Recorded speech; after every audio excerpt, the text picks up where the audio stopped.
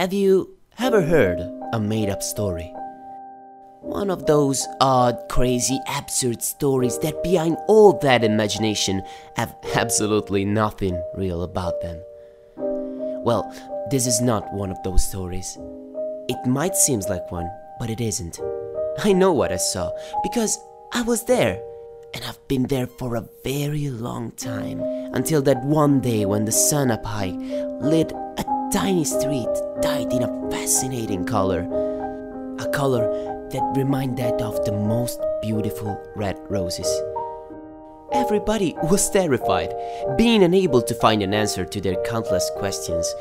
They all probably preferred to forget what took place in the little street that takes to school. Everybody but me. I haven't forgotten, and I will tell you the story from beginning to end. The story of a head on the street, of a dead body, and of the shadow of a boy that was never be found again. Back to the beginning. The name of this story's protagonist is Timmy. Timmy the Shadow. Born as a shadow and grown up as a shadow, Timmy's reason was that of following his owner. That's what shadows do.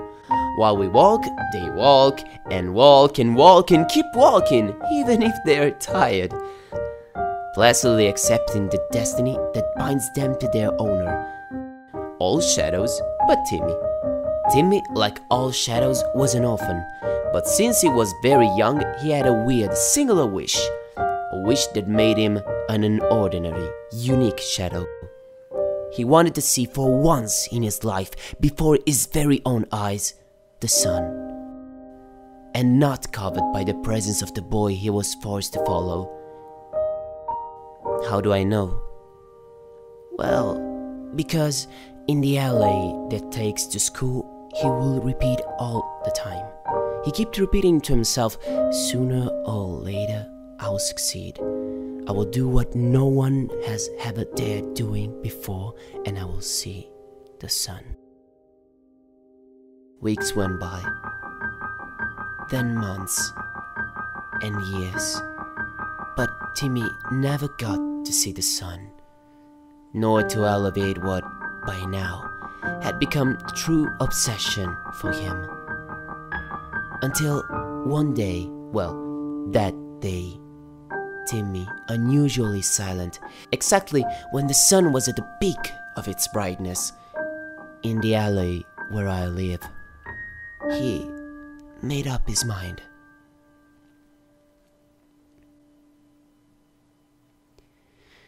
I still wonder to this day what was going through Timmy's mind right before that moment.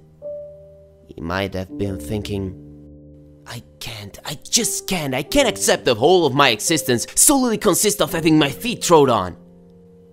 Or maybe just, I feel cold. Might have been enough to justify him. After having committed that foolish and liberating act, Timmy was immediately dazzled by the most blinding light he had ever seen. An unthinkable glare, feeling in that single moment an immense heat, similar to that only a father may give. And since he had finally realized his dream, he simply disappeared,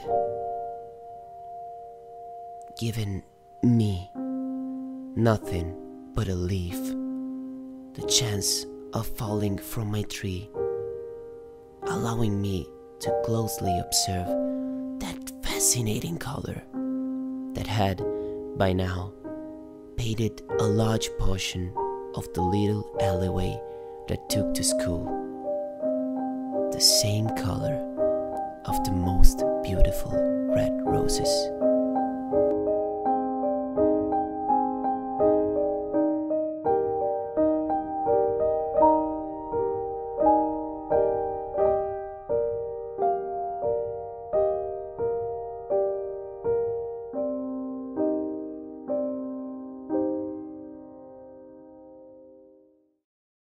you.